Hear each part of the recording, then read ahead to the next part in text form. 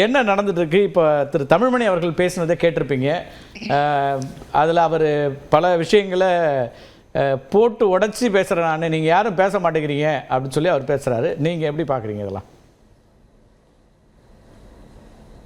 இல்லை, அவர் சொன்ன அந்த கருத்துக்கள் நடந்த விஷயந்தான். பட் இதில் என்னன்னா பாக்கி பேசின கருத்து தான். அண்ணாமலை தமிழ்நாட்டில் காங்கிரஸில் ஐயா மூப்பனார் எப்படி இருந்தாரோ அதே மாதிரி இன்றைக்கி அண்ணாமலை தமிழக பாஜகவில் இருக்கிறாரு. அதை பிரதமரும் அங்கீகரிக்கிறாரு, ஹோம் மினிஸ்டரும் அங்கீகரிக்கிறாரு.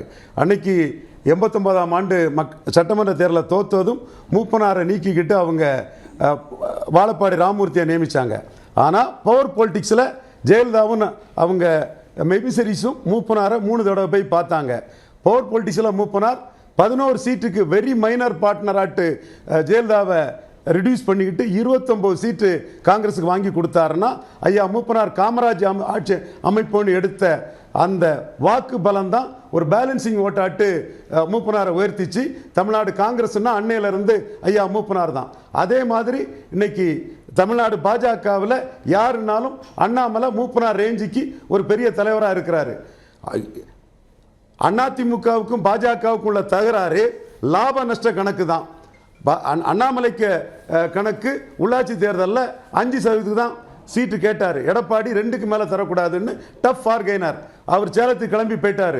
அண்ணாமலை தெளிவாக களத்துக்குள்ளே டெல்லி ரிசோர்ஸோட டெல்லி பணத்தோட 5% வாக்கெடுத்து உள்ளாட்சி தேர்தலில் சிட்டி போன்ற இடங்களில் அதிமுகவுக்கு ஒரு பின்னடைவை ஏற்படுத்தி காட்டினார்.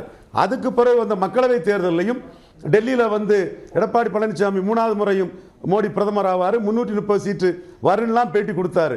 ஆனால் அந்த அணி உடைஞ்சதுக்கும் காரணம் ஜெயலலிதாவோ அண்ணாவோ அல்ல, மெட்டீரியல் கெயின் தான் பொலிட்டிக்ஸில் மெயின்.